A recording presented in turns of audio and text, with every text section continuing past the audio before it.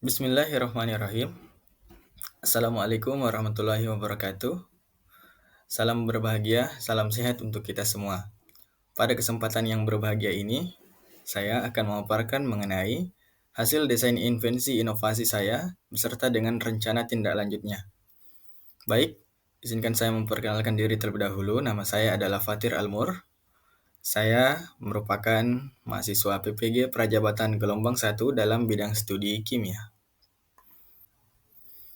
Pada bagian pertama, saya akan memaparkan mengenai pengalaman yang paling bermakna saya atau best practice selama mengikuti kegiatan pendidikan profesi guru. Pembelajaran yang paling bermakna yang saya peroleh setelah mengikuti program pendidikan profesi guru adalah saat belajar mata kuliah pemahaman peserta didik dan pengajarannya, dan juga mata kuliah teknologi baru dalam pengajaran dan pembelajaran. Melalui kedua mata kuliah tersebut, saya belajar banyak sekali ilmu pengetahuan mengenai teknologi yang dapat saya gunakan untuk mengakomodasi kebutuhan belajar peserta didik. Hal ini juga memudahkan saya menjadi guru yang melek teknologi serta menjadi guru yang inovatif untuk pembelajaran. Pada mata kuliah pemahaman peserta didik dan pengajarannya, pembelajaran bermakna yang saya peroleh yang pertama adalah membentuk mindset pendidik yang menyadari bahwa peserta didik adalah individu yang unik dan berbeda sehingga karakteristik peserta didik di dalam suatu kelompok belajar itu sangat beragam. Yang kedua adalah membantu saya memahami bahwa keberagaman karakter peserta didik dengan cara melakukan pemetaan dan profiling melalui asesmen diagnostik. Yang ketiga adalah mengelompokkan peserta didik berdasarkan profil belajarnya seperti gaya belajar, minat, dan kemampuan awal peserta didik. Kemudian, merancang pembelajaran dengan menyesuaikan model, media pembelajaran, metode, dan bahan ajar yang dapat mengakomodasi semua keberagaman karakter dan kebutuhan belajar setiap peserta didik.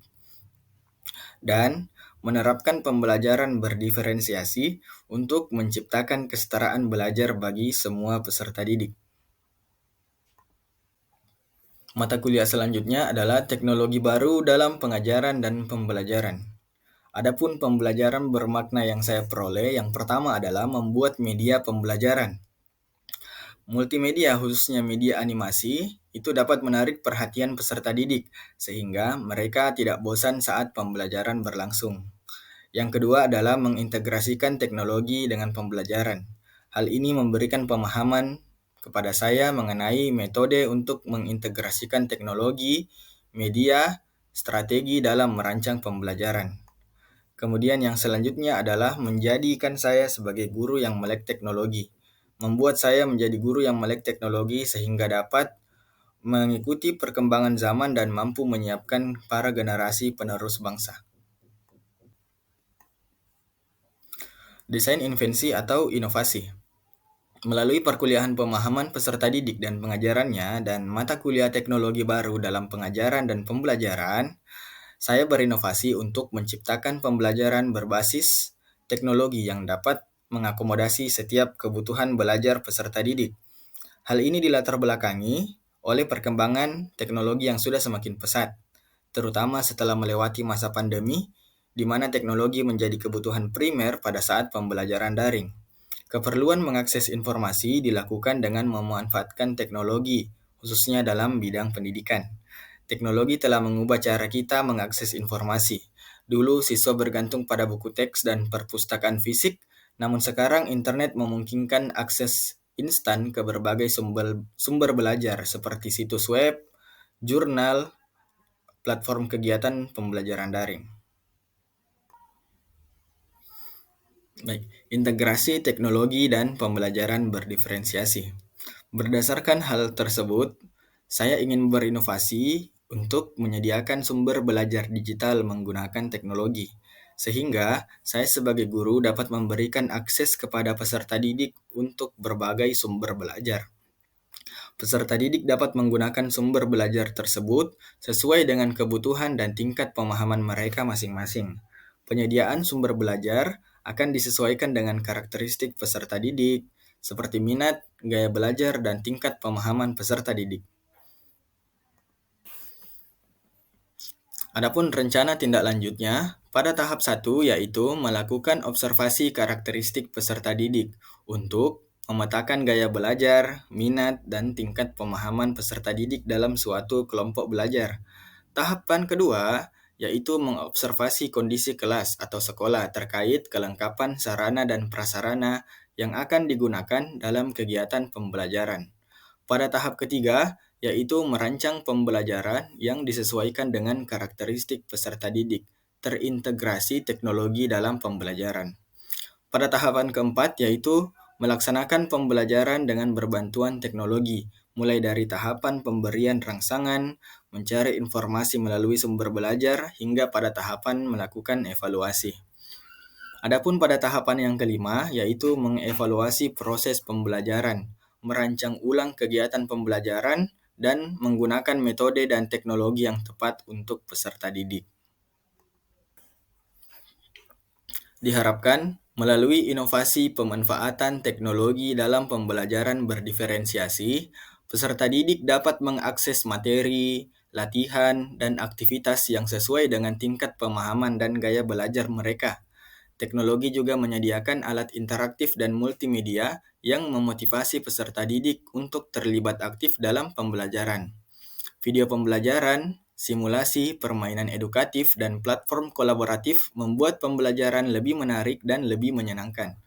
Penerapan teknologi dalam pembelajaran berdiferensiasi memberikan kesempatan untuk mengoptimalkan potensi belajar peserta didik secara individual, meningkatkan keterlibatan, dan meningkatkan pengalaman pembelajaran yang relevan dan bermakna.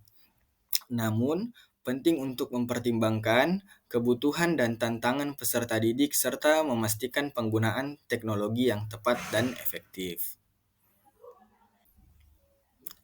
Selanjutnya adalah membangun paradigma baru terhadap makna guru. Setelah mengikuti kegiatan pendidikan profesi guru dan mengikuti mata kuliah seminar pendidikan profesi guru, saya mengumpulkan 3 artefak hasil refleksi yang menurut saya paling berkesan dan memiliki pembelajaran yang paling bermakna bagi saya. Yang pertama adalah media pembelajaran. Kemudian yang kedua adalah profiling peserta didik. Dan yang ketiga adalah modul ajar berdiferensiasi. Media pembelajaran dibuat dalam mata kuliah teknologi baru dalam pengajaran dan pembelajaran, yaitu dengan membuat multimedia interaktif yang dimana merupakan media audio visual. Media pembelajaran dapat membantu peserta didik memvisualisasikan konsep-konsep abstrak dan kompleks dengan menggunakan elemen visual yang menarik seperti gambar, grafik, dan animasi yang bergerak. Media pembelajaran animasi dapat membantu peserta didik memahami konsep secara lebih baik dan membangun gambaran mental yang kuat. Melalui media pembelajaran, guru dapat menghadirkan konten yang sulit untuk diakses atau tidak mudah diamati dalam kehidupan nyata, di mana dapat diilustrasikan dengan lebih mudah, misalnya konsep struktur atom, prinsip kerja larutan penyangga yang hanya dapat diamati secara mikroskopis. Artefak pembelajaran yang selanjutnya adalah profiling peserta didik untuk mengetahui karakteristik peserta didik. Profilisasi peserta didik ini memungkinkan guru untuk memahami kebutuhan individu peserta didik secara mendalam dengan mengetahui kekuatan, kelemahan, dan preferensi belajar peserta didik. Guru dapat menyesuaikan strategi pembelajaran, konten, dan metode pengajaran yang sesuai. Hal ini membantu meningkatkan efektivitas pembelajaran dan memastikan bahwa setiap peserta didik mendapatkan pengalaman pembelajaran yang paling bermanfaat. Dalam kelas yang beragam, setiap peserta didik memiliki tingkat pemahaman, keterampilan, dan kecepatan belajar yang berbeda-beda. Dengan melakukan profiling peserta didik, guru dapat mengidentifikasi hal tersebut dan melakukan pendekatan pembelajaran yang berdiferensiasi. Artefak pembelajaran selanjutnya yaitu modul ajar berdiferensiasi.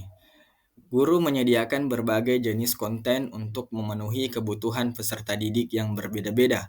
Hal mencakup penggunaan buku teks, bahan bacaan tambahan, materi audiovisual, sumber daya online, atau kegiatan praktis. Dengan menyajikan konten yang beragam, guru dapat membantu peserta didik memperoleh pemahaman yang lebih baik melalui metode pembelajaran yang sesuai dengan preferensi mereka.